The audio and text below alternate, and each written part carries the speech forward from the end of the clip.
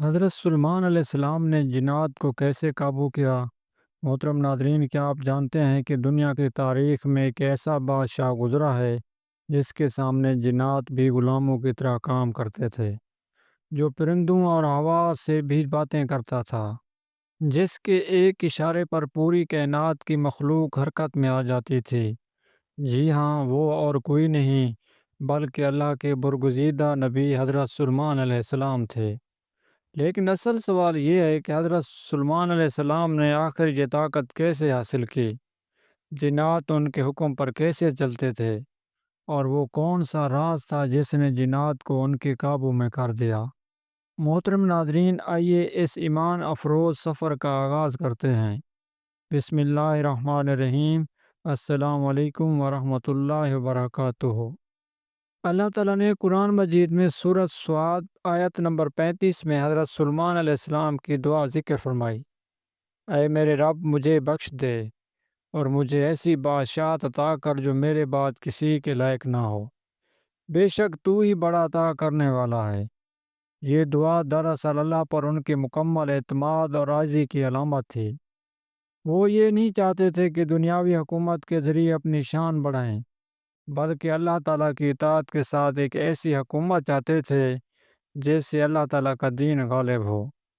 اللہ تعالیٰ نے ان کی دعا قبول فرمائی اور انہیں جنات، پرندوں اور ہوا پر مکمل اختیار عطا کیا۔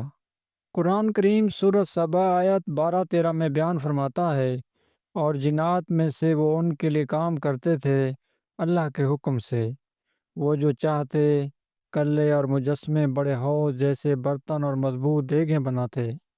اس کا مطلب ہے کہ حضرت سلمان علیہ السلام کے حکم پر جنات محل تعمیر کرتے، ہیکل سلمانی بناتے، قلعے بناتے اور بڑے بڑے کارخانے تیار کرتے تھے۔ یہ کوئی عام اختیار نہیں تھا بلکہ اللہ تعالیٰ کا خاص معجزہ تھا۔ تفاسیر میں ذکر آتا ہے کہ حضرت سلمان علیہ السلام کے پاس ایک انگوٹھی تھی جس پر اللہ تعالیٰ کا نام کندہ تھا۔ بعض روایات میں کہا گیا ہے کہ اسی انگوٹھی کے ذریعے جنات ان کے قابو میں رہتے تھے۔ لیکن یاد رکھیں، اصل طاقت انگوٹھی میں نہیں بلکہ اللہ تعالیٰ کی مشیت میں تھی۔ یہ انگوٹھی محض ایک علامت تھی کہ اختیار اللہ تعالیٰ نے حضرت سلمان علیہ السلام کو عطا کیا ہے۔ محترم ناظرین، حضرت سلمان علیہ السلام نے جنات کو مختلف کاموں پر لگایا، جیسے کہ محلات اور عمارتیں تعمیر کرنا، پانی کے بڑے حوض اور تالاب بنانا، ہتھیار اور آلات تیار کرنا، زمین سے قیمتی خزانے نکالنا وغیرہ شامل ہیں۔ وہ سب کچھ جو انسانوں کے لیے ناممکن تھا، جنات حضرت سلمان علیہ السلام کے اشارے پر کرتے تھے۔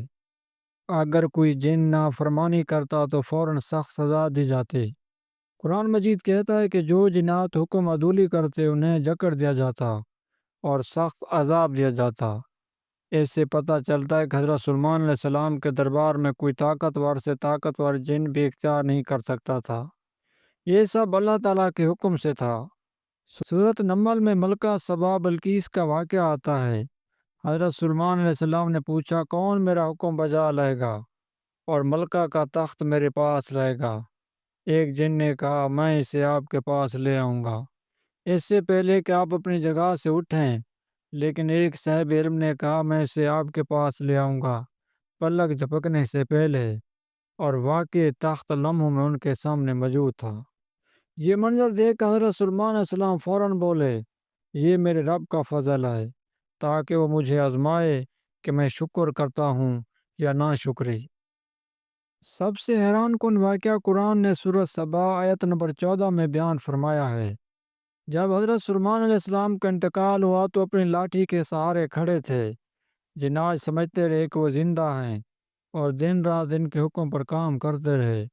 کئی مہینے گزر گئے، پھر جب دیمک نے لاٹھی کھا لی اور وہ گر پڑے تو جنات کو پتہ چلا کہ حضرت سلمان علیہ السلام تو کب کے دنیا سے رخصت ہو چکے ہیں۔ اس واقعے سے یہ سبق ملتا ہے کہ جنات غیب کا علم نہیں رکھتے۔ اگر انہیں علم ہوتا تو وہ کام کیوں کرتے رہتے؟ حضرت سلمان علیہ السلام کی زندگی ہمیں یہ بتاتی ہے کہ اصل طاقت اللہ تعالیٰ کے حکم میں ہے۔